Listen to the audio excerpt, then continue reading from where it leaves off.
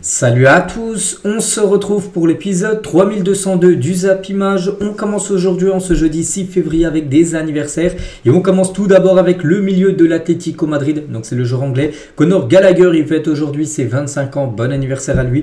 Il y a un autre milieu par exemple, c'est Leon Goretzka, joueur du Bayern Munich, qui fête aujourd'hui ses 30 ans. Et toujours tiens, ce 6 février, on n'oublie pas Christian Atsu parce qu'il y a tout juste 2 ans, jour pour jour. Donc il nous quittait suite au tremblement de terre qui avait touché la Syrie et la Turquie, qui avait fait énormément de dégâts matériels mais surtout humains. Il y a eu beaucoup de personnes qui avaient été décédées lors de ce tremblement de terre, dont Christian Atsu. Donc on pense fort bien sûr aux joueurs ghanéens qui jouent à l'époque, par exemple du côté de Chelsea. On continue maintenant, on va parler de tout ce qui s'est passé lors de la journée d'hier et on commence tout d'abord avec la Coupe de France, les 8e de finale. Il y avait 4 affiches hier et tout d'abord une énorme surprise, Nice joue contre une National 2, Stade Briochin, et Nice a été battu 2-1. Pourtant Nice menait 1-0 jusqu'à la 87e minute de la partie. Ils se sont fait égaliser à la 88e. Donc on s'est dit pour Stade Briochin, parfait, ils vont envoyer l'équipe de Nice, une équipe de Ligue 1 au pénalty, tout peut arriver. Mais non, ils ont même marqué un autre but, Stade Briochin, à la 97e minute de la partie. Et du coup, même pas besoin de passer au tir au but. Ils se qualifient directement pour les quarts de finale. Et Nice échoue. C'est déjà pas mal, mais voilà, ils échouent contre une National 2. Donc ça, c'est ce qui passe pas trop. Du côté de Nice, donc voilà, Stade Briochin est qualifié. Donc Nice, un but de 14 tirs, 3 tirs cadrés. Donc un but marqué. Stade Briochin, pareil, le même nombre de tirs cadrés, mais ils ont réussi à être plus efficaces et marquer 2 buts. Donc la sensation, Saint-Brieuc, qui est Stade Briochin. En gros, regardez, ça fait même la une aujourd'hui du journal Équipe. Des gros bras, c'est breton. Donc pourtant mené par Nice, Stade Briochin a arraché la victoire dans le temps additionnel. Une soirée de rêve pour les clubs bretons, puisque également Guingamp, une équipe de Bretagne, a fait tomber une autre équipe de Ligue 1 en sortant de Toulouse. Voilà, donc 2 équipes de Bretagne se sont qualifiées hier lors de ce tour de Coupe de France. Donc voilà, félicitations à cette équipe de National 2, quand même 4e division française, qui élimine l'équipe de Nice. Une autre équipe de National 2 s'est également qualifiée hier, c'est l'équipe de l'AS Cannes qui jouait contre l'équipe de Div Cabourg, une équipe de National 3, donc une division en dessous. Et donc il y a eu beaucoup de buts, 8 buts dans la rencontre, et c'est Cannes qui s'est imposé 5-3 dans ce match fou, parce que 8 buts dans la rencontre, c'est fou. Donc voici les stats de la partie: plus de 21 tirs, 11 tirs cadrés et 5 buts inscrits pour cette équipe de Cannes, dont un magnifique bijou, c'est le 2e buteur. Donc bon, il a marqué un doublé, Dominguez là, à la 9e, 12e, donc déjà en l'espace de 3 minutes il a marqué 2 buts, mais surtout son 2e but, retourné acrobatique. J'ai pas vu le match, mais j'ai vu son but là, son retourné qui est sublime. Donc voilà, un bijou qui pourrait être le but de la soirée. Ça a été bien sûr le plus beau but de la soirée hier, ce but inscrit par ce joueur de l'AS Cannes, et l'AS Cannes surtout se qualifie pour les quarts de finale de cette Coupe de France. On continue avec Guingamp, on a un petit peu parlé que les clubs bretons avaient fait le taf. Guingamp s'est imposé comme 2-0 à Toulouse. Toulouse, il y a quelques années, ils ont gagné la Coupe de France. En plus, ils jouaient chez eux, Toulouse, tout ça. Mais non, ils ont été battus 2-0. Et du coup, le tenant du titre 2023 a été éliminé par une valeureuse équipe de Ligue 2 qui décroche brillamment son ticket pour les quarts de finale. Donc félicitations à Guingamp, une première depuis 2017 pour Guingamp pour se qualifier pour les quarts de finale d'une Coupe de France. Ça passe également pour Angers. Ça aussi, c'est pour moi une surprise que Strasbourg à domicile, on sait que c'est très fort. Ils ont été battus par Angers 3-1. Donc voilà, Strasbourg c'est fini. Angers continue avec un doublé de Le Paul. Et en parlant de ce joueur, Le Paul, donc là les stats bien sûr, mais Le Paul, ce joueur Esteban Le Paul, auteur d'un doublé face à Strasbourg avec 7 buts. L'Angevin devient le 2e meilleur buteur en 2025 avec un club de Ligue 1 en compétition officielle, derrière Dembélé qui en a inscrit 11 de buts. Voilà, donc lui il a 7 buts quand même avec un club de Ligue 1 en toute compétition confondue. Voilà, donc parfait bien sûr pour ce jeune attaquant Esteban Le Paul. Donc voilà les gars, tous les résultats avec pour moi quasiment, bon, peut-être pas que des surprises parce que Cannes a été à un niveau au-dessus, mais sinon pour moi c'est des surprises. Angers qui bat Strasbourg à Strasbourg, c'est une surprise. Guingamp qui bat Toulouse, c'est une surprise. Nice qui se fait éliminer, c'est une surprise. Et juste Cannes en gros qui respecte la hiérarchie vu que c'était une division au-dessus des autres. Voilà, donc il y a quand même pas mal de surprises quand même dans cette Coupe de France. Et pour l'instant, les qualifiés, c'est peut-être la voie royale pour le PSG de nouveau pour remporter cette Coupe de France. Donc Paris, après il y a Brest, bien sûr un gros morceau, mais après il y a Angers. Puis après c'est de la Ligue 2, Dunkerque, Guingamp. Après c'est même de la N2, Cannes, Saint-Brieuc et Bourgoin-Jallieu ou Reims. Le match est ce soir, c'est le dernière affiche des 8e de finale. Le tirage au sort aura lieu également ce soir avant la rencontre. On connaîtra les adversaires. Voilà, pour Paris les gars, c'est la voie royale. Il n'y a plus Marseille, il n'y a plus Monaco, il n'y a plus Lens. Il y a pratiquement plus personne dans cette cette Coupe de France. Il y a eu énormément de surprises sur cette saison. Et toujours tiens sur cette Coupe de France, on revient sur le match du PSG qui s'est imposé c'était avant-hier 2-0 contre Le Mans. Et le PSG a touché entre 250 000 et 300 000 euros pour sa qualification. Vous avez vu, ça paye comme la Coupe de France quand tu passes un tour, c'est 300 000 euros récupérés par le PSG. Donc soit la moitié de ce que le match a rapporté au Mans une fois, les frais de sécurité déduits, mais Paris n'a pas souhaité laisser la part tout simplement de cette recette. Et Thierry Gomez, le président du Mans, il a dit on a un budget de 5 millions d'euros. Des clubs qui se disent amateurs ont un budget supérieur au nôtre. On n'a plus de droits TV depuis 2 ans, vu qu'ils jouent en national. À ce titre, ils auraient pu faire une exception et nous laisser leur part de recettes. C'est le règlement, mais ils peuvent encore changer d'idée pendant le match. Mais c'est leur décision et on respectera. Voilà déjà ce qu'il a pu dire. Après, il y en a qui disent que c'est le règlement, que les équipes professionnelles n'ont pas le droit de donner leur part de recettes.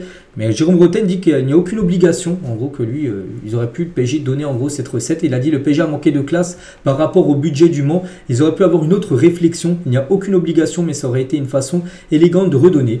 Voilà. Bon, une chose qui est sûre, c'est que le PSG n'a pas donné sa recette de la rencontre à l'équipe du Mans. Le PSG féminin, demain, qui joue contre de nouveau Le Mans en Coupe de France. Eux donneront leur part, leur recette à cette équipe du Mans féminin. Voilà ce qu'il y a à dire sur cette Coupe de France. On en reparlera demain parce qu'il reste encore un match ce soir. Et aussi, il y a le tirage au sort qui sera effectué ce soir. On continue avec une autre coupe, la Coupe du Roi. Et c'était hier entre Leganés et le Real Madrid. Et c'est le Real Madrid qui est venu à bout de Leganés. Bon, un match un peu fou. Le Real Madrid 2-0, Modric et Endrick. Ils ont été égalisés. Ils sont revenus à 2-2, l'équipe de Leganés, avant que Garcia, donc un joueur de l'équipe B, voilà, parce qu'il y avait pas mal d'absents, Mbappé, Bellingham, tout ça n'était pas là. Et Garcia marque à la 93e minute de jeu, juste avant. Il a marqué à la 92e et 30 secondes. Il y avait 3 minutes additionnelles. Il restait 20 secondes à jouer. Donc juste avant les prolongations, il a permis au Real Madrid de se qualifier, d'éviter 30 minutes en plus, alors que le Real Madrid joue déjà tous les 3 jours. Donc voilà, belle victoire pour le Real Madrid. Ça a été une victoire compliquée, mais la victoire est là. Et surtout, la qualif est là. Et en plus, il y avait pas mal d'absents. Donc 20 tirs, 12 tirs cadrés pour le Real Madrid et 3 buts marqués. Et du coup, le Real se qualifie pour les demi-finales de cette Coupe du Roi. Bon, pour l'instant, il y a déjà 2 qualifiés. L'Atlético Madrid qui s'est imposé 5-0 avant-hier. Maintenant le Real hier. Donc ce soir il y a le Barça qui joue et je ne sais plus c'est qui, l'autre quart de finale, parce qu'en tout il y a 4 bien sûr affiches. Donc voilà, bon pour le Real Madrid encore le problème cette saison, c'est pas l'attaque, parce que l'attaque il y a toujours des buts marqués, c'est la défense. Trop de buts concédés par le Real Madrid, parce que là quand tu mènes 2-0, si tu défensivement t'es fort, tu prends plus de buts, et tu gagnes le match 2-0, non tu t'es fait peur parce que l'autre équipe est revenue à 2-2. Heureusement ton prodige de l'équipe B, Gonzalo Garcia, a marqué bien sûr ce but du 3-2. On va parler de Luka Modric, il était le capitaine, il a joué directement titulaire et il a été buteur Modric. Grâce à son but face à Leganés, Modric est devenu à 39 ans et 149 jours le buteur le plus âgé du Real Madrid en compétition officielle. Il dépasse Ferenc Puskás, qui était l'ancien record du joueur, le buteur le plus âgé de l'histoire du Real Madrid en compétition officielle. Maintenant, c'est Modric. N'oubliez pas qu'il va avoir 40 ans dans quelques mois. Et Modric, n'oubliez pas qu'il est en fin de contrat en fin de saison. Le Real ne sait pas s'il le prolongera ou non. Je pense que le Real va le prolonger d'une année supplémentaire jusqu'à la Coupe du Monde, qui disputera avec la Croatie l'année prochaine, si bien sûr il se qualifie. On va parler d'un autre buteur, c'est Endrick, peu utilisé cette saison. Donc Endrick ne déçoit pas quand il joue. C'est vrai qu'hier il a commencé titulaire. Parce qu'il n'y avait pas Mbappé, il n'y avait pas Bellingham, il manquait pas mal d'absents. Et quand il joue 400 minutes jouées et quand même 5 buts, voilà, le peu de temps de jeu qu'il a, à chaque fois il est décisif. Donc 5 buts inscrits pour seulement 400 minutes. Il marque toutes les 80 minutes à peu près, Endrick. Voilà, très beau ratio de buts marqués par rapport au temps de jeu donné au Real Madrid. Et Endrick célèbre à son tour pour rendre hommage à Neymar. C'est qu'il y a eu pas mal de Désiré Doué par l'avant-hier qui a fait la célébration de Neymar. Et là cette fois-ci c'est Endrick bien sûr que Neymar fait de temps en temps bien sûr cette célébration là. Et tiens, toujours avec Endrick, donc on parle de lui, on peut voir que l'OM a tenté le gros coup Endrick sur ce mercato d'hiver. Les Phocéens ont tenté de faire venir le Brésilien en prêt, mais le Real Madrid n'a jamais eu l'intention de le laisser partir son joueur, qui est du coup resté au Real. Il y avait aussi West Ham, Arsenal, la Juve, Séville et Retafe qui ont essayé aussi, qui sont venus renseignements pour Endrick, mais le Real Madrid n'a pas voulu lâcher bien sûr sa jeune pépite, et du coup il reste bien sûr au Real Madrid jusqu'à l'été prochain. Et concernant une autre pépite, Gonzalo Garcia, le 3e buteur, le buteur de la qualif on peut dire. Donc le moment idéal pour que le joueur de 20 ans, il a seulement 20 ans, je ne sais pas si peu de personnes le connaissent, donc il joue avec l'équipe B, donc là il a été promu en équipe première, il a marqué des points, et il marque surtout son premier but avec l'équipe professionnelle. En plus, c'est pas un match où il y avait 4-0, il marque le but du 5-0, un match, il marque un but de plus, non là c'est un match où il y avait match nul, pour éviter la prolongation, un match où il marque le but de la qualification, un but très important, ce Gonzalo Garcia, qu'il va falloir se souvenir, de ce jeune espagnol, pur talent bien sûr de centre de formation du Real Madrid. Donc voilà ce qu'il y a à dire sur le match du Real. N'oubliez pas que ce soir, par exemple, le Barça se déplace à Mestalla, le stade de Valence où ça sera chaud. Ça sera chaud. Le Barça a mis un 7-1 il y a 2 semaines à Valence. Et surtout le Barça, j'avais pu voir une info sur leurs 8 dernières fois où ils sont à Mestalla à Valence en Coupe du Roi. 6 fois ils ont été éliminés pour 2 qualifications sur leurs 8 dernières fois. On verra. C'est ce soir bien sûr la rencontre qui sera diffusée sur la chaîne 21. On continue, on va parler également en Italie, il y avait également de la coupe. C'était les quarts de finale, l'AC Milan contre l'AS Roma et c'est l'AC Milan qui s'est imposé 3-1 avec un doublé de Tammy Abraham et un but de Félix. Les gars, Félix il a été transféré avant-hier. Il a déjà marqué, voilà, parfait pour son premier match, déjà buteur contre un but de Dovvik à côté AS Roma. Donc voici les stats de la partie, donc des stades un peu plus dominés peut-être par l'équipe de l'AS Roma avec plus de tirs cadrés, mais c'est Milan qui a été plus efficace. Et on revient nous sur Félix, premier match et déjà premier but pour lui. Donc en plus sur une passe décisive de Santiago Jiménez, l'autre recrue phare des Milanais. Santiago Jiménez est arrivé en provenance du Feyenoord Rotterdam. Donc voilà, on peut voir là Santiago en train de faire la passe à Félix pour le but du 3-1. Donc voilà, les deux nouvelles recrues ont déjà été décisifs pour leur premier match. A noter que Théo Hernandez, défenseur gauche de l'équipe de France, a été double passeur D pour le doublé de Tammy Abraham, l'attaquant anglais. Et n'oubliez pas qu'Abraham, les gars, qui a marqué un doublé contre l'AS Roma, il est prêté par l'AS Roma. C'est un joueur de l'AS Roma prêté à Milan. Et hier, il a fait mal à son club initial, vu qu'il a marqué un doublé contre l'AS Roma, Tammy Abraham. On quitte l'Italie direction l'Angleterre. Il y avait une demi-finale retour de l'EFL Cup, Coupe de la Ligue anglaise, entre Newcastle et Arsenal au match aller. Arsenal avait perdu 2-0 chez eux. Voilà, donc il y avait déjà 2-0. Donc du coup, au score cumulé 4-0, vu que là au retour il y a eu 2-0. Voilà, donc Newcastle se qualifie, on peut dire même tranquillement en finale de Coupe de la Ligue anglaise en battant Arsenal à 4-0 sur 2 matchs. Donc Murphy et Gordon ont été les 2 buteurs du match. J'ai pas vu la rencontre, mais j'ai vu le but de Gordon, les gars, sur une énorme boulette quand même du gardien. Je sais pas si vous avez vu le but de Désiré Doué avec le PSG contre Le Mans, c'est à peu près le même style. Le gardien il essaie de faire une passe à numéro 6. Le numéro 6 perd la balle et tout seul Gordon il la pousse au fond. C'est à peu près pareil avec Désiré Doué pour le match de Coupe de France avant-hier. Donc bref, 2-0 pour Newcastle. Félicitations, une belle qualification et Arsenal a été éliminé. Donc Arsenal, s'ils veulent éviter une saison blanche de nouveau, ils n'ont plus que 2 compètes. Soit la Première Ligue, où ils sont loin, ils sont quand même décrochés avec l'équipe de Liverpool, ou soit la Ligue des Champions. Voilà, ça sera une des 2 compétitions s'ils ne veulent pas faire saison blanche, sinon ils gagneront rien de nouveau.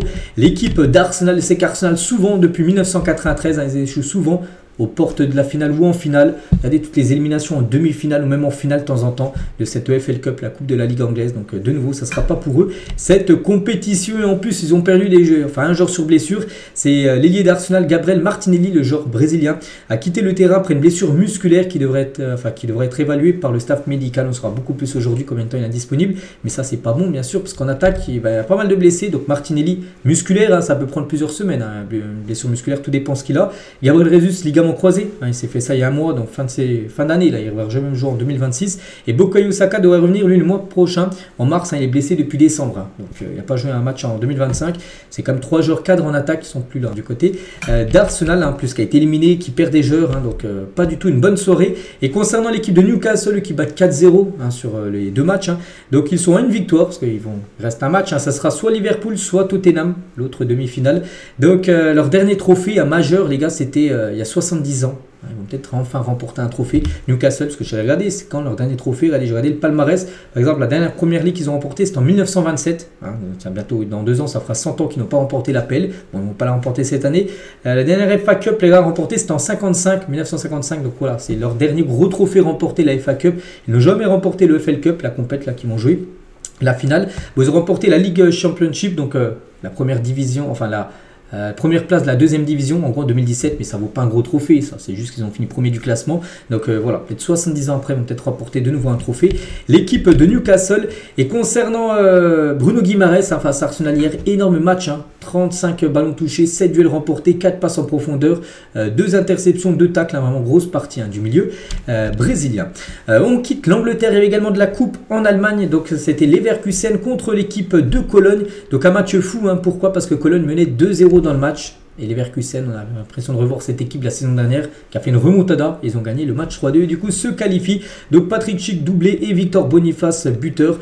Regardez les buts, 96e et 98e minute de jeu. Ils ont égalisé les gars à 95e. Il y avait toujours 2-1 pour Cologne. match nul, puis après 98, ils ont marqué bien sûr le but de la qualif. Donc voilà, belle victoire de Leverkusen. Bon, c'était après prolongation, bien évidemment, et du coup se qualifie pour les demi-finales de cette compétition. Donc voilà, remontada pour l'équipe du Bayer Leverkusen. À noter que dans ce match, les gars, Florian Wirtz, regardez là, l'extension qu'il a fait là pour prendre le ballon, ça nous fait penser un peu au logo de la Bundesliga. Il a reproduit ça. Florian Wirtz. Voilà ce qu'il va dire en Europe. On quitte l'Europe direction le continent sud-américain parce qu'il y avait Santos de Neymar qui jouait. Et pour ce premier match, le retour de Neymar à Santos, il a joué la deuxième mi-temps. Il est rentré à la mi-temps. Puis ça a fait un partout contre l'équipe de Botafogo SP. Voilà, c'est pas l'équipe qui avait gagné la Ligue des Champions, c'est un autre Botafogo. Bref, il y a eu un partout lors de ce match qui a démarré à minuit 35. La nuit dernière. Et 12 ans après son dernier match avec son club formateur, Neymar rejoint avec Santos plutôt en jambes. Le numéro 10 a assuré le spectacle même s'il n'a pas pu éviter le match nul de son équipe contre Botafogo de Ribeiro Preto. Voilà, un partout lors de cette rencontre. Donc voilà, Neymar surtout, c'est qu'il a fait son retour. Voilà, donc Neymar 12 ans après. Donc la dernière fois qu'il avait joué, c'était le 26 mai 2013. La dernière fois qu'il avait joué son dernier match à Santos avant de partir au FC Barcelone, puis après au PSG, puis voilà tous les clubs qu'il a fait en Europe. Donc puis voilà, son retour le 5 février. Donc 11 ans et 258 jours exactement après son dernier match. Il est de retour, en plus c'est lui homme du match, directement Neymar. J'ai pas vu son match, mais voilà, d'après l'article de l'équipe, ils disent qu'il a été plutôt en jambes, tout ça, il a assuré le spectacle, donc c'est-à-dire que ça a été plutôt un beau Neymar qui n'est pas blessé actuellement.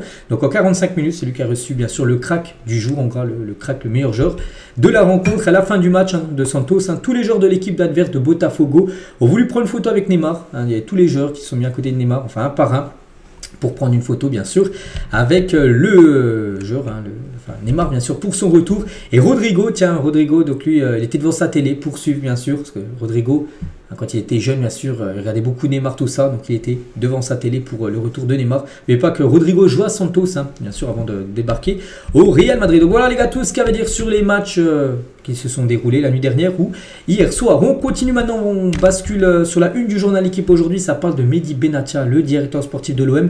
Je suis en mission. Donc aujourd'hui l'OM a fait rêver beaucoup de personnes. Moi je ne rêve pas, j'aspire à aller en Ligue des Champions. Et le jour où je partirai me dire, voilà, j'ai pris ce club dans ces conditions, j'ai sacrifié 2-3 ans de ma vie, sûrement pas plus, pour remettre le club à ce niveau-là. Vous êtes content, pas content, croyez-moi, j'ai fait le maximum tous les jours. Et je ne vous cache pas, je pense que Mehdi Benatia, les gars, c'est une très bonne nouvelle pour l'OM depuis son arrivée. Avant, il était conseiller, je sais plus, auprès de Longoria. Puis après, il a on peut dire, il a gravi des échelons parce que maintenant il est directeur sportif. C'est lui qui gère la cellule recrutement. Puis quand on voit le mercato de Marseille, on se dit qu'il taffe énormément, bien sûr, Mehdi Benatia. Et je pense qu'il fait du taf énorme du côté de Marseille. Toujours avec Benatia, il y a dans l'équipe quelques déclarations qu'il a pu faire aujourd'hui dans ce journal. Donc Lille, Lyon, Monaco ont peut-être un effectif un peu plus ample, mais ils n'ont pas la qualité que nous avons. Je ne vois pas de Luis Enrique, de Rabiot, d'Auchberg, de Rongier, de Balerdi, de Greenwood dans les clubs comme Lille, Lyon, Monaco qui sont en concurrence. Il ne parle pas de PSG qui est au-dessus, bien sûr, de toutes les équipes françaises. Mais voilà, lui, par rapport aux autres équipes qui sont dans la même noyau que Marseille, donc Lille, Lyon, Monaco, il dit qu'il ne voit pas ce genre de joueur-là dans chaque équipe. Il pense, toujours avec Benatia, donc l'OM pense aussi à faire venir, Paul Pogba dès cet hiver. Benatia l'a dit, c'est un joueur, un homme qu'on aime beaucoup avec Pablo, qui dans un groupe est important, un leader, un vrai mec de football, un passionné. Malheureusement, Paul a eu des blessures depuis quelques années, il a eu sa suspension, on y a réfléchi, on voulait le faire. Le problème, si on fait venir Paul Pogba qui n'est pas encore fit, parce qu'il n'est pas encore, pendant 18 mois il n'a pas joué, il n'est pas encore au niveau qu'il avait bien sûr avant, à son prime, est-ce que ça a du sens de faire basculer les équilibres avec le côté médiatique autour pour un joueur qui ne pourra pas participer à cette fin de saison? Donc l'objectif peut-être de Marseille, les gars, c'est pas de le recruter en mars parce qu'il peut jouer à partir de mars, c'est peut-être de le recruter l'été prochain s'il n'a pas de club en gros. Paul Pogba, c'est une option. Toujours avec Mehdi Benatia, il parle aussi de Valentin Rongier. Sur la prolongation de Rongier, il a dit c'est un joueur que j'adore. Dans l'équilibre d'équipe, le coach ne cesse de répéter combien il est important. On va entamer rapidement des discussions avec lui et ses agents, c'est prévu. Et Roberto De Zerbi, il tient aussi absolument parce que le joueur, il est en fin de contrat en fin de saison, dans moins de 5 mois, fin de contrat pour Rongier. Et en gros, Mehdi Benatia, même De Zerbi, aimerait bien sûr qu'il prolonge du côté de Marseille. Et toujours avec l'OM et sur le futur mercato, parce que Marseille, on sait qu'ils sont très actifs sur les derniers mercatos. Donc maintenant, il est fini celui d'hiver, maintenant c'est celui d'été là qui arrive dans quelques mois. Et vers un accord entre l'OM et Aymeric Laporte pour un transfert l'été prochain. Une première tentative a été menée cet hiver par le club phocéen, mais elle n'a pas abouti en raison de contraintes financières. Elle a demandé trop cher par Al Nasser, le club où joue Laporte. Pour autant, le dossier n'est pas refermé pour le prochain mercato avec des conditions plus favorables. Donc voilà, Marseille va tenter le gros coup Aymeric Laporte. L'été prochain, ils veulent aussi tenter le coup Simakan. En gros, les deux joueurs, les deux défenseurs centraux d'Al Nasser, Marseille aimerait les faire venir. Donc voilà, pour Simakan, n'oubliez pas qu'il est né à Marseille. Donc on se dit, peut-être c'est un fan de Marseille, surtout s'il est né à Marseille. Donc voilà. Marseille va tenter ces deux défenseurs centraux pour la saison prochaine. Il y aura certainement plus la Ligue des Champions pour l'équipe phocéenne. Et toujours à Marseille, par rapport à Benasser qui a rejoint le club, donc il y avait déjà des tensions entre Sergio Conceição et Ismaël Benasser. C'est peut-être aussi pour ça que Benasser a voulu quitter l'AC Milan pour rejoindre Marseille. Donc le joueur algérien n'a notamment pas apprécié sortir contre l'Inter Milan il y a quelques jours. Et du coup c'est peut-être pour ça aussi que Marseille en plus lui a demandé de venir. Tout ça on fait, peut-être qu'il a voulu signer à Marseille. Il y a quelques déclarations cette fois-ci de Benasser. Donc j'ai toujours été supporter de l'OM quand j'étais petit. Quand on est né près de Marseille, je ne sais pas il est né exactement, mais il a dû être né dans les Bouches-du-Rhône certainement. Il n'y a pas d'autre club, voilà, tu es obligé d'être fan de Marseille si tu es né à côté de la ville de Marseille on peut dire. Ce n'est pas quelque chose qui s'est fait à la dernière seconde, j'ai beaucoup réfléchi. Ça a toujours été dans un coin de ma tête de jouer un jour à Marseille. Donc il veut concurrencer Paris, il a dit si j'ai signé ici, ce n'est pas pour finir deuxième ou troisième de Ligue 1, c'est pour finir champion. Le PSG est une bonne équipe, mais on construit quelque chose de solide. C'est vrai, bon, pour cette saison, on ne sait pas. Encore tout peut arriver. Mais voilà, peut-être la saison prochaine, en plus Marseille, s'ils arrivent à attirer des joueurs comme Laporte, comme, je sais pas, Paul Pogba, oui, là, il y aura bien sûr encore plus de chances de concurrencer le PSG. Donc sur 2 orbies, Benasser, il a dit, c'est un coach que j'ai toujours apprécié, je voulais jouer sous ses ordres dans ma carrière, et c'est magnifique que ça se fasse ici, du côté de l'OM. Il révèle aussi que Marcelo Bielsa le voulait déjà à l'époque, lorsqu'il avait 18 ans, quand Bielsa était le coach de l'OM, il a dit, je suis déjà venu ici parce qu'à l'époque de Bielsa, il me voulait ici avec un beau projet avant qu'il aille plutôt du côté d'Arsenal, du coup il a préféré Arsenal. Toujours avec Benasser, j'espère qu'il y aura de plus en plus de grands joueurs qui viendront ici à l'OM, parce que c'est un grand club, je ne me considère pas comme un grand joueur, mais il y a une très belle équipe, et si d'autres viennent encore, ça ne sera que bénéfique bien sûr pour l'OM. Et il sera présent dans le groupe de l'OM contre Angers dimanche. Dimanche il y a Marseille, je ne sais pas si c'est à Marseille ou à Angers, j'en sais rien, mais bon il sera là. Il a dit je suis à 100%, même si je n'ai peut-être pas 90 minutes dans les jambes, mais je serai dans le groupe dimanche pour cette rencontre contre l'équipe de Angers. Donc voilà tout ce qu'il y a à dire sur Ismaël Benasser. Et à noter que Marseille, match phare, le classique contre le PSG, on connaît la date, ça y est. Donc officiel, la date du classique est connue. Donc PSG-OM, souvenez-vous au match aller, il y a eu 3-0 pour le PSG à Marseille. Donc prochain match, le match retour PSG-OM, ça sera le 16 mars, c'est un dimanche, dimanche soir, 16 mars 2025 à 20h45. Voilà, la date est fixée, ça sera dans un mois, cette rencontre. On continue à parler d'un autre championnat, la Liga, parce que la course au titre, qui va remporter la Liga, parce que cette saison elle est passionnante, il n'y a pas une équipe qui a 20 points d'avance et c'est déjà plié, non. Le Real a 1 point d'avance sur l'Atlético et le Real a 4 points d'avance sur le FC Barcelone, et tout pourrait être mis en jeu là ce week-end parce qu'il y a le Real contre l'Atlético ce week-end. C'est pas non plus celui qui va gagner, il va pas gagner le titre, mais voilà, si le Real par exemple gagne contre l'Atlético, ils peuvent déjà les mettre à 4 points et les frapper fort bien sûr sur cette Liga. Et un derby déjà électrique, après la plainte du Real Madrid, il y a quelques jours le Real Madrid a sorti un communiqué officiel où il porte plainte contre l'arbitrage du dernier match contre l'Espagnol Barcelone par rapport au joueur qui aurait dû prendre rouge, il a pris jaune, puis du coup il avait marqué. Donc l'Atlético ils ont réagi. Donc après la plainte du Real Madrid sur l'arbitrage face à l'Espagnol, les Colchoneros répliquent avec une pique cinglante. Donc cher ami de l'Académie des Lettres de Madrid, on va dire, pourriez-vous nous donner, nous aider à différencier ces verbes, faire pression, intimider, contraindre, effrayer, influencer, imposer. Donc voilà, en gros regardez, c'est sur le Twitter officiel de l'Atlético, tous ces mots, intimider, faire pression, en gros c'est le Real Madrid ce qu'ils ont fait, on va dire, avec leur communiqué sur les arbitres, ont porté plainte. Et voilà, pour l'Atlético ça passe pas. Voilà, en gros ils intimident en gros les arbitres pour que maintenant ils soient en faveur du Real Madrid. Voilà ce qu'a sorti l'Atlético. Donc voilà, ça s'annonce très très chaud les gars, samedi soir, le derby entre les deux Madrid. En plus il y a un point d'écart entre les deux équipes, ça va être bouillant. Et Hansi Flick qui a réagi aussi au communiqué du Real Madrid, où il porte plainte bien sûr sur l'arbitrage. Hansi Flick, qui avant le match ce soir du Barça, était en conférence de presse hier, il a dit « Ils l'ont fait, mais ce n'est pas notre style, nous ne cherchons pas d'excuses, chaque club a sa propre façon de faire. Nous sommes humains et nous faisons des erreurs, les arbitres ont un travail compliqué, nous devons le prendre en compte, ce n'est pas facile pour eux. » Voilà, donc Flick, il botte un peu en touche, il n'a pas voulu rentrer dans ce débat-là, mais voilà, aussi le Barça n'en pense pas moins de ce qu'a fait bien sûr le Real Madrid.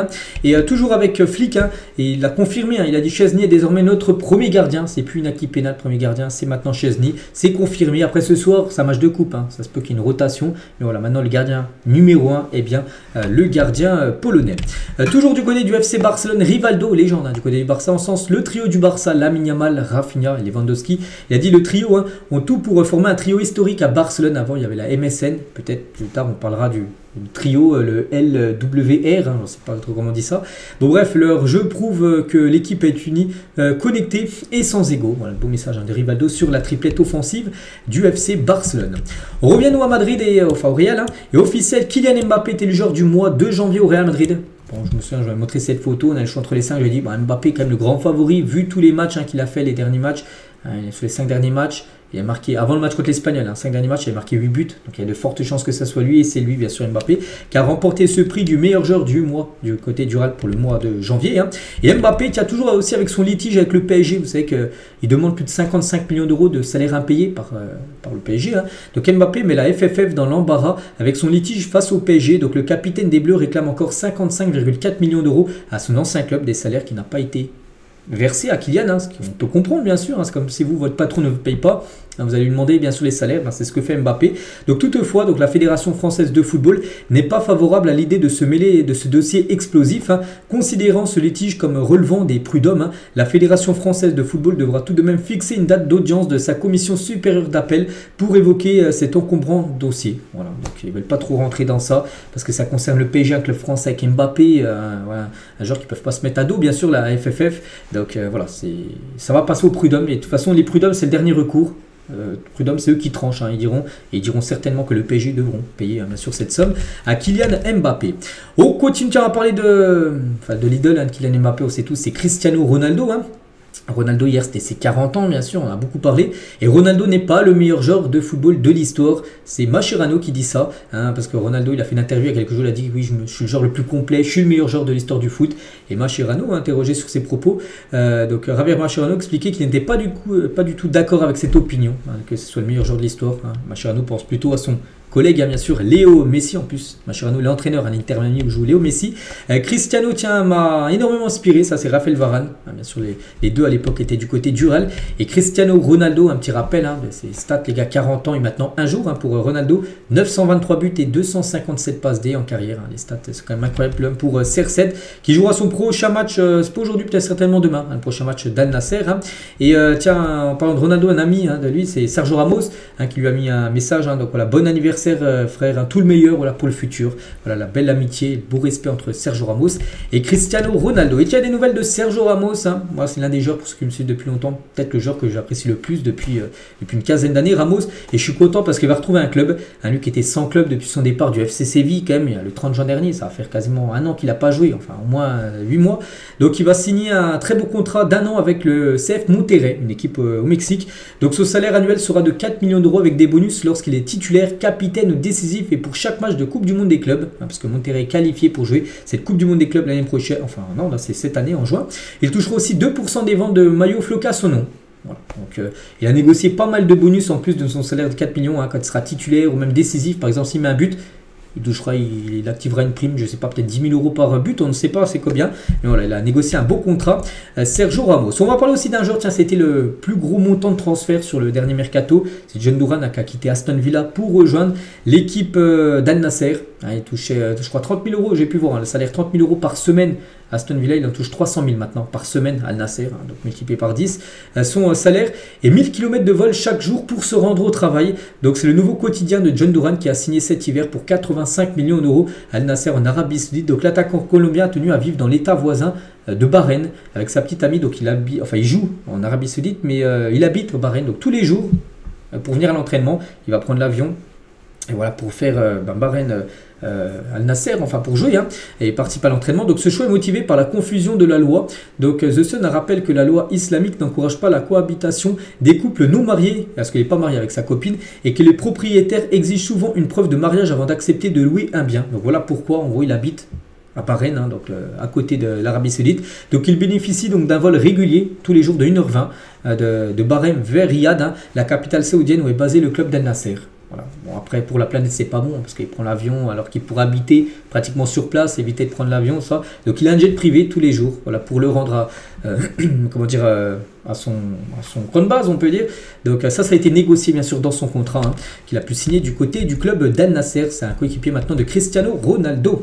Deux clubs saoudiens veulent recruter Frenkie de Jong, donc ils sont prêts à doubler son salaire et à offrir beaucoup d'argent au FC Barcelone. Pour De Jong, n'oubliez pas que le joueur est en fin de contrat dans un an et demi, 30 juin 2026. il est en fin de contrat. C'est que le Barça a pas mal prolongé de joueurs ces derniers temps. Il y a eu Araujo, il y a eu Pedri, il y a eu Gavi qui ont prolongé. Et pour l'instant, De Jong, on ne sait pas. On ne sait pas. Après, s'il prolonge, c'est le deuxième salaire du club. Je crois le premier ou le deuxième. Il y a Lewandowski et lui, de première position. Mais s'il venait à prolonger, ce serait une grosse réduction de salaire. Est-ce qu'il veut réduire son salaire pour rester au Barça, alors que des clubs saoudiens pourraient même doubler son salaire? On verra ce que va faire De Jong. Le Napoli avait un accord avec Dortmund pour Karim Adeyemi. L'accord était d'environ 50 millions d'euros, mais c'est le joueur qui a finalement refusé. Je me souviens, on en avait parlé il y a à peu près 1 ou 2 semaines. Elle était à 2 doigts de rejoindre Naples, puis du coup c'est le joueur qui a dit non. S'il aurait dit oui, il serait certainement actuellement du côté du Napoli. Le leader du classement des meilleurs passeurs de Ligue 1 aura également son badge. Vous savez que le meilleur buteur, donc là actuellement c'est Dembélé, il a un badge derrière le dos. Sur son maillot, c'est marqué top scorer. Donc il y aura également le top passeur. Voilà, ça sera pour actuellement Paredes. Je dis Paredes, João Neves, désolé. C'est lui actuellement le meilleur passeur du championnat français. Le Bayern Munich recevra 10 millions d'euros pour le prêt de Matistel à Tottenham. Donc c'est un prêt payant de 10 millions d'euros. Le club anglais couvrira aussi son salaire. Après, l'équipe de Tottenham, les gars, une option d'achat. S'ils veulent l'acheter, c'est 60 millions d'euros en fin de saison. Donc voilà, on verra ce que ça va donner là pour les 5 prochains mois pour Matistel du côté de l'Angleterre. Memphis Depay qui a des nouvelles de Depay qui est condamné à de la prison à Monaco. C'est quoi cette histoire encore? Donc l'international néerlandais aujourd'hui au Corinthians, donc du côté du championnat brésilien, a écopé d'une peine avec sursis après avoir été arrêté à l'été 2024. Donc là, il y a quelques mois, pour conduite en état d'ivresse en principauté. Il est en vacances à Monaco. Puis il a conduit bourré en gros. Son taux d'alcoolémie était de 1,01 mg par litre d'air expiré au volant d'une Rolls-Royce. Voilà, il est arrêté et il est condamné à la prison à Monaco. Après, ce qu'il va le faire, je pense pas du tout, mais voilà ce qu'il a eu. Memphis Depay. La Coupe du Monde des clubs qui aura lieu, souvenez-vous, en juin prochain. Et la Première Ligue refuse de repousser le prochain début de la saison parce qu'oubliez pas que la Coupe du Monde des clubs commence, je crois que ça va être le 12 ou 13 juin, puis ça se finit la finale, je crois que c'est le 14 juillet. Et normalement, la première journée de Première Ligue, ça commence aux alentours du 8 août. Il n'y aura pas de... Ça va pas être repoussé de 1 ou 2 semaines, bien sûr, le début de l'appel, parce qu'il y a des clubs comme Manchester City ou même Chelsea qui vont jouer. Non, ils vont rester sur leur base, c'est-à-dire qu'il y aura très peu de vacances. Par exemple, pour une équipe qui peut aller jusqu'en demi ou voire finale du côté du championnat anglais. Pep Guardiola a voulu recruter Sergio Busquets cet hiver. Ça c'est fou, Guardiola. Il a voulu avoir un Busquets qu'il avait eu à l'époque du côté du FC Barcelone. Bon, actuellement, l'Inter Miami, c'est certainement pour ramener de la stabilité au milieu de terrain, avec bien sûr l'absence de Rodri. Francis Coquelin, nouveau joueur du FC Nantes, il a dit ça me fait bizarre d'être à 1h40 de chez moi. Ce week-end, j'ai pu aller manger avec ma maman au restaurant. Ça faisait 17 ans que je n'ai pas pu le faire sur un coup de tête. Voilà, donc, parce qu'avant, il a joué en Espagne, il a joué un peu partout, bien sûr, Coquelin, et maintenant il est revenu à Nantes. Enfin, il est à Nantes et il n'est pas très loin de chez lui. Donc, voilà, maintenant, il peut bien sûr retrouver un peu plus sa famille. Giuliano Simone en forme. Donc, le fils de Cholo, donc le fils de Diego Simone. C'est son père, l'entraîneur de l'Atlético. Donc, ce fils, les gars, sur les 3 derniers matchs, donc 5 fois décisif, avec 3 buts et 2 passes D pour le jeune Simone. On va parler du directeur sportif de Naples. Encore du mal à digérer le transfert de Kvaratskhelia au PSG. Il a dit nous avons essayé de rectifier une situation compliquée, mais nous avons été contraints de conclure ce transfert. Eux, ils ne voulaient pas, bien sûr, Naples. C'est Kvaratskhelia qui a poussé en gros pour partir. Il voulait absolument quitter Naples pour aller au PSG. Nous n'avons pas subi de chantage, mais presque. Nous avions entamé des discussions pour une prolongation 20 jours avant, mais la volonté du joueur nous a poussé à faire quelque chose de différent. Il n'avait pas le choix. Il est parti les voir. Il a dit je veux plus rester là, je veux partir. Et du coup, ils ont dû le vendre au Paris Saint-Germain. C'était il y a quelques semaines. Levin Kurzawa, tiens, des nouvelles aussi de ce joueur, lui qui est sans contrat depuis quelques temps, là, va s'engager avec Boavista, donc une équipe portugaise. Le Français devrait signer un contrat de 6 mois. Bon, maintenant, c'est 5 mois jusqu'au 30 juin prochain. Il y a 15 ans, tiens, l'Égypte réalisait un record inédit sur le continent africain en remportant sa 3e CAN consécutive. On sait que la CAN c'est très compliqué à remporter et ils avaient enchaîné 3 CAN d'affilée en 2006, en 2008 et en 2010. Voilà, c'était la finale là, le 6 février 2010, il y a 15 ans. Et ils remportaient bien sûr pour la 3e année, 3e CAN d'affilée bien sûr.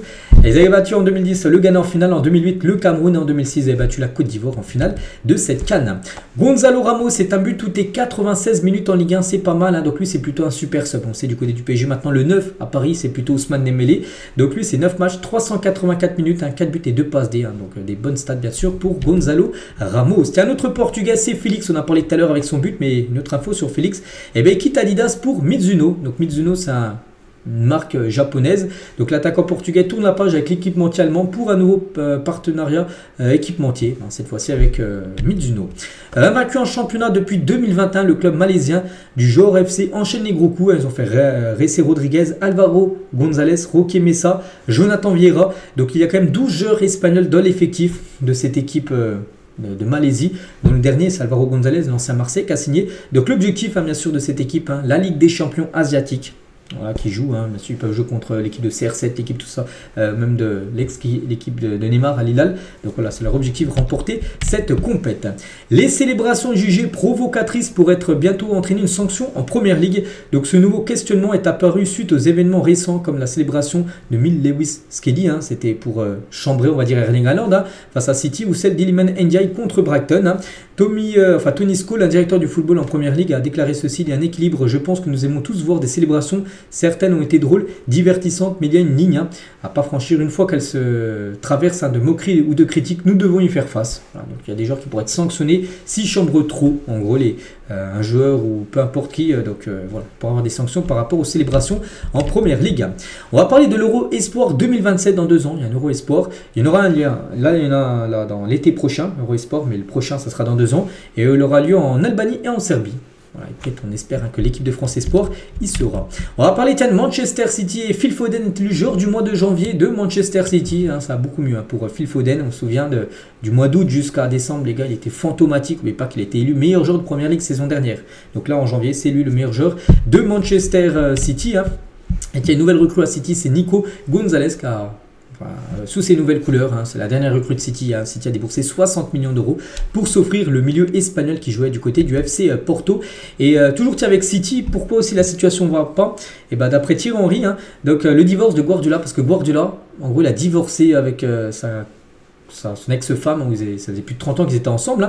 Le divorce de Guardiola pour expliquer la crise de City. Selon Thierry Henry, il a dit ce n'est pas facile de faire face à ce que Pep doit gérer en dehors du football. Je suis passé par là quand je suis allé à Barcelone. Je peux vous dire que ce n'est pas facile du tout quand vous n'êtes pas bien mentalement dans sa tête, parce qu'il pense peut-être beaucoup à son ex-femme. On ne sait pas qui a quitté l'autre, ou peut-être c'était un accord commun, mais peut-être ça a joué dans les performances de son équipe. En gros, ça s'est ressenti sur ses joueurs et après les joueurs ont floppé.